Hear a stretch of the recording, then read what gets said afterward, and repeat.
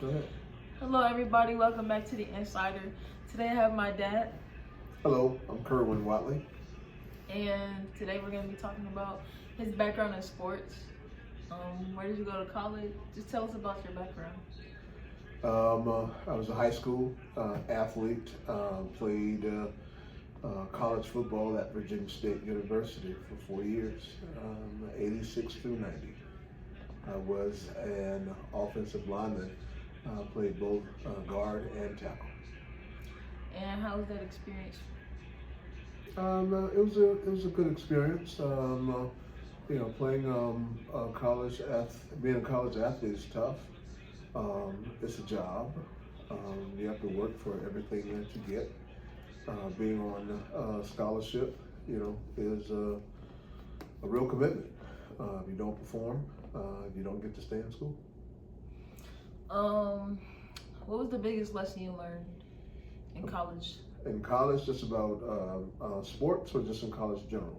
Like in sports, but how that translated to how that helped you today? My biggest lesson as it relates to playing ball in college really was that you gotta stand up, for yourself and look out for yourself, because no one's going to do that for you. So even though the coaches and everybody else want you to do things, but you have to be committed to your own success. So athletically and academically, because what I remember most about that is that my coaches didn't care so much about our academic performance. They were more concerned with our athletic performance. And if you don't take control or take ownership of your academic endeavors, you will most likely suffer. And what were some of the biggest hardships with coaching? The biggest hardship for me is that I did put my academics first, and I put my college football responsibilities second.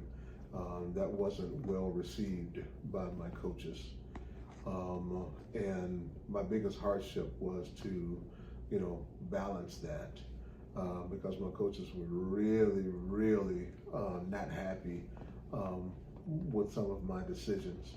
If I had a class that was only offered, during football time, and that class is only offered once a year, I opted to take that class, and they were never happy about that.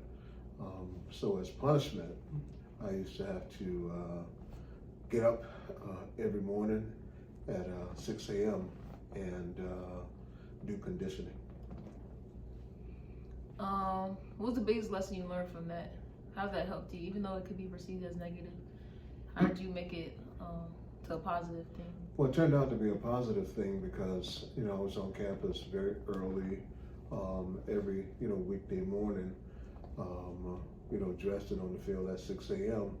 But I was also the first person in the cafeteria and the first person in the library. So what it did for me, it was positioned me to do even better academically.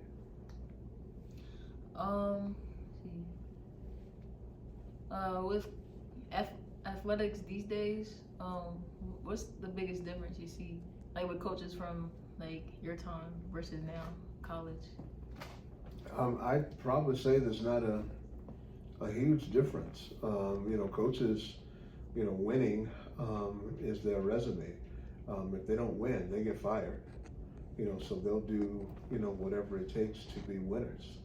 So looking back on that now, I understand why they were the way that they were.